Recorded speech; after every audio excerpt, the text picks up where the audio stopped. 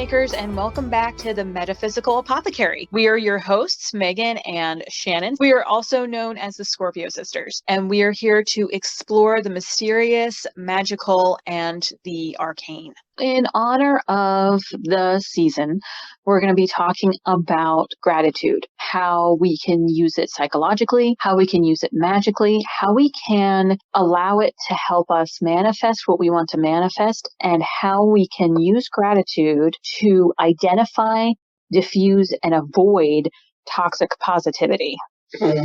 That's all we have on the topic for today. Thank you so much for listening in, and we hope you'll join us again. In the meantime, you can follow us on our blog for some more witchy wisdom, as well as check out some of our original art on Society 6 for sacred decor and more. Thank you again for joining us, and go make some magic and live your best life. Bye.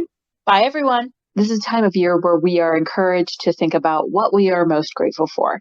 And this is inherently a positive and beneficial thing to do. It's pervasive throughout our cultures. There's a whole business dedicated to helping you realize how grateful you are for everything. There's gratitude journals, there's exercises, there's courses on experiencing gratitude better.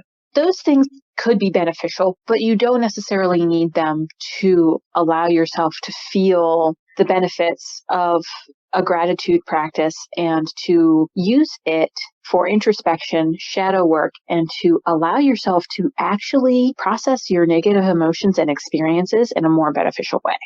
Mm-hmm.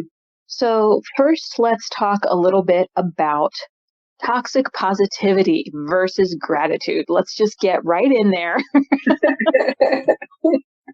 So that when we get to the actual practice piece, we all are all on the same page about what we're talking about. We all have experienced toxic positivity. We may have been purveyors of it at one point or another, and there's nothing wrong with that. But what it is when you're experiencing something negative, you're feeling the negative effects from it, and someone says to you, "It's not so bad, cheer up," or, "Hey, things are always darkest before the dawn, right?" Or, "Well, don't feel like that, just smile and be happy." None of that stuff is helpful. It's actually just creating this illusion or delusion of how you should be feeling versus how you are feeling, and it creates shame, and it actually really digs yourself into a hole of being so focused on avoiding your negative emotions and your negative experiences, and that's what you end up manifesting instead of processing them. True gratitude focuses on objective reality, things as they are. That includes good, that includes the bad, that includes everything in between. So it's not the absence of negative emotions or experiences, and it's not toxic to observe and allow yourself to feel your negative emotions. You can sit back and say, "I feel angry, I feel depressed, I feel however it is today, and this is why." All right, what is this doing for me? How is this helping me? And negative emotions do help you. If you're depressed, it usually means that there's something lacking that you need or that you want.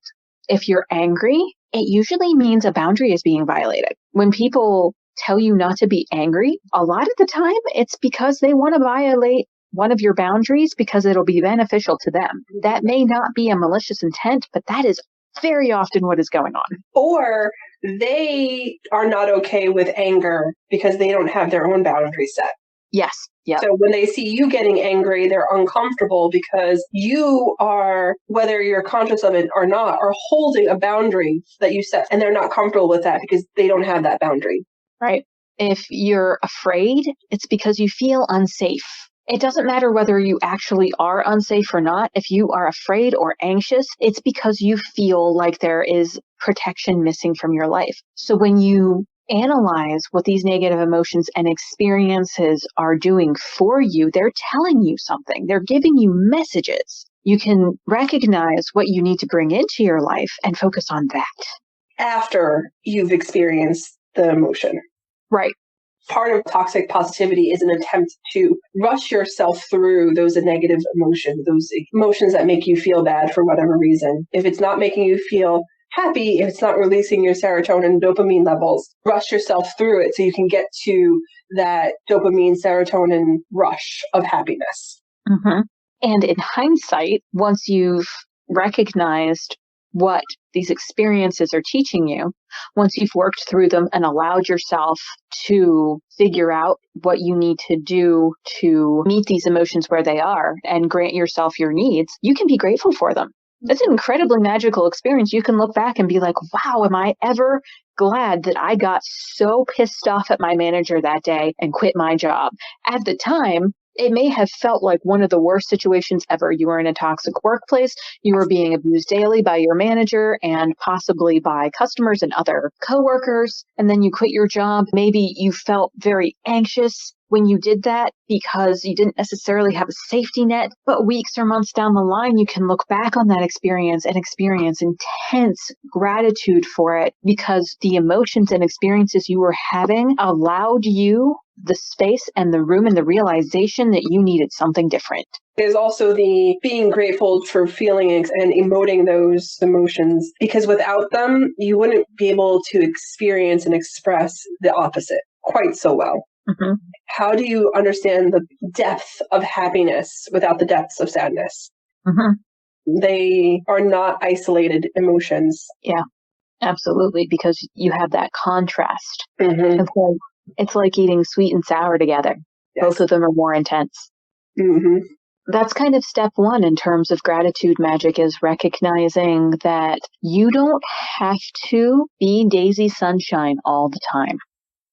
It's okay to have a full spectrum of emotion, and it's healthy to do so. If you're not allowing yourself to do that, then you're not giving yourself enough credit, honestly, because you can handle it. It might take practice, but you can handle it. How does gratitude play into magic? How does it play into magical practice? One of the most obvious ways for gratitude to play into magical practice is manifestation. Where you place your focus is what you're going to get. Mm-hmm. So often the law of attraction is misinterpreted to mean that if you're not light and sunshine and positivity 24/7, every second of the day, then the universe is going to give you doom and gloom the moment you have a moment of sadness. That's not true. No.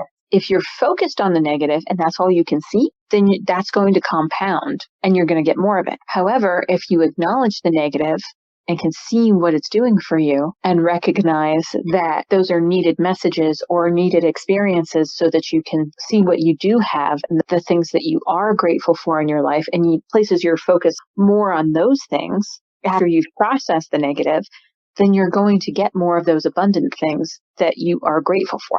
Mm-hmm. There's also a level of shadow magic with gratitude magic.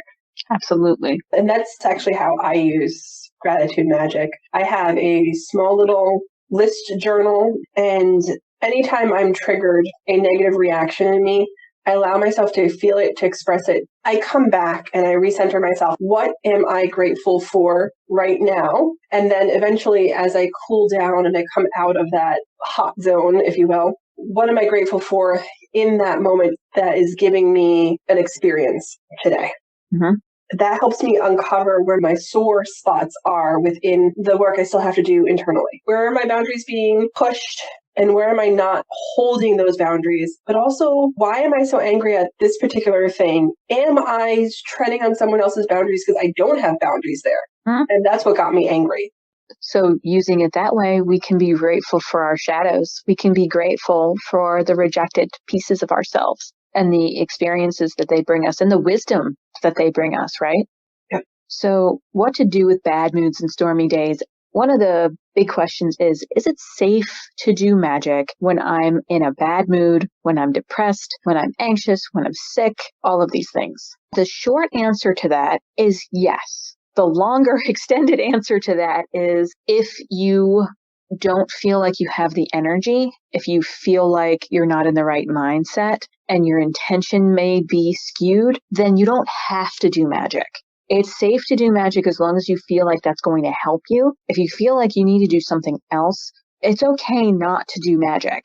Mm-hmm. And you don't have to do a ritual either. There are other kinds of magical practice you can do. You can journal or free write about your experiences and your emotions, what your mindset is like right now. You can create art that acts as a sigil representing the experience that you have right now. You can put these emotions and feelings into art pieces that you can see and feel and touch, and they become sigils for those things. That kind of thing, you can either use the art to transmute that experience that you're feeling into something positive, or it can be a very powerful thing to destroy that thing, to burn it, to rip it up, to put it in salt water when you're done creating it, to help kind of expel the ickiness while you're processing what you're going through.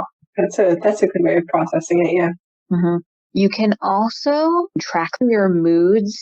So a lot of bullet journal instructions or inspiration will have like mood trackers that you can color in. You can use a coloring book to do this, or you can actually turn it into like wearable 3-dimensional art. Basically, the way you do this is you assign each of your moods a color and you put that key somewhere. And then you use your mood tracker. You take the color for the mood that you predominantly felt each day and color in a part of your mood tracker with that color. You can also do a blanket or a scarf. 1 row equals 1 day, or 1 square equals 1 day. You can do needlepoint. 1 square or diamond or star, whatever shape you choose, equals 1 day. So you can kind of track in a year how your moods fluctuate. And this is a really cool way to identify patterns in your mood. So it can help you identify whether you have seasonal affective disorder. And some people have it in the winter. Other people have it in the summer. I'm depressed in the summer because I hate being warm. You can use it to identify periods of anxiety. If you are AFAB and have a menstrual cycle, you might be able to use it to identify when your PMS or PMDD kicks in, or if you have anxiety during your menstrual cycle. You can use it to identify whether or not your job is making you sick or certain people are making you sick. If every Sunday is that dark slate blue that you assigned to depression, and every Sunday you have lunch with a certain person, maybe it's time to analyze your relationship with them. Mm-hmm. And if you do decide to make something that is wearable, like a scarf or a blanket, you can cuddle up to those things and use it as a way to cuddle up to all of your pieces. You can use it as a way to snuggle and comfort your shadow self. Mm-hmm. And see, hopefully, there are more colors associated with good things than with negative things. But either way, you can see those bright, shining spots in there and be intensely grateful that they exist. An interesting way to potentially track your mood is if you get an adult coloring book or print out adult coloring pages and assign a picture a day. And as you're winding down, only use the colors that you felt that day. That's really cool. That's a really cool idea. But it allows you to unwind, acknowledge the emotions you had, and color with it, and then make something pretty out of it. Right. Something else you can kind of blend into that coloring book idea is if you had more than one mood, maybe you had a really, really good morning and you felt great. And then in the afternoon, you started to feel very anxious, very jumpy, or your mood really dropped. So you can record more than one emotion per day. Oh, yeah. You can even make it into an ombre effect. Mm-hmm. So the top part of the page is the morning, towards the middle is the afternoon, and the evening is the bottom of the page, the foreground. And then you can have this beautiful ombre effect. Yeah. You could do the same with an actual calendar with the days, with the squares. Mm-hmm.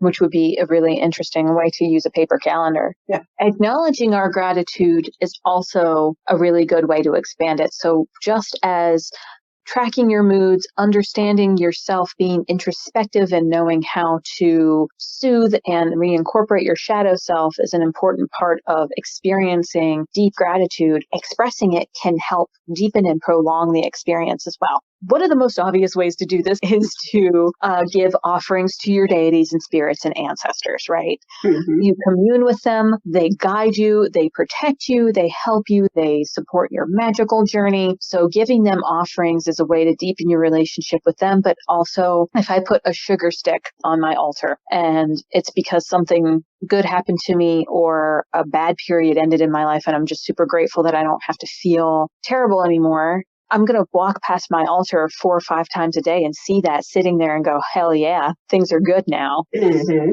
I actually tend to offer up the actual emotion that I'm feeling or have felt after I'm able to acknowledge it. My anger is offered to the Morrigan. My fear and anxiety is offered to Kali. My insecurities and low self-esteem is offered up to Aphrodite. And my depression or sadness is offered to Persephone, who can take it into the underworld and then bring it back up as flowers. I'll do the same with my gods, particularly Lilith. I will feed her my fears. I'll write them down on pieces of paper, fold them and put them in her area. And then when I revisit them, they're no longer relevant. And so I burn them, offer them back up to her as things that she helped me through and I no longer have to think about. When you are showing gratitude to your deities, these are certainly ways you can do that. You can offer up the emotions themselves. You can offer them a gratitude offering that is simply saying, hey, thank you for helping me through this. And it doesn't have to be a crazy big ritual or spell. You can sing to them. You can dance for them. You can clap twice and say, hey, thanks, Hades, for your help. Whatever your relationship is with your deity, you're going to know what they like best. That's all we have on the topic for today.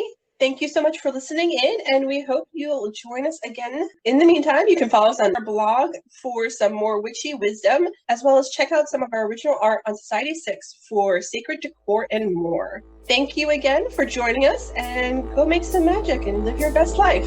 Bye. Bye, everyone.